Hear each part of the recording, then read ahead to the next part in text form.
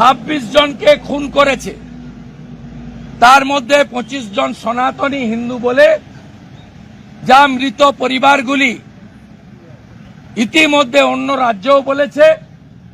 পশ্চিমবঙ্গেও কালকে এয়ারপোর্টে দেখেছেন। আমরা ভারতীয় জনতা পার্টির যে কয়েকজন এমএলএ স্ট্যান্ডিং কমিটির মিটিংয়ে সই করতে এসেছিলেন,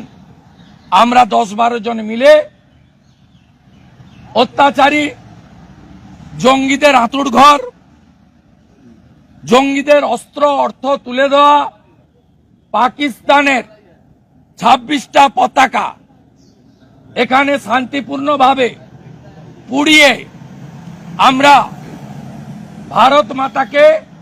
বন্দন করলাম, সনাতনীদেরকে অমর শহীদদের শ্রদ্ধা জানালাম এবং ইসরায়েল যেমন গাজাকে ধ্বংস করেছে, পাকিস্তানের ধ্বংস প্রার্থনা করলাম।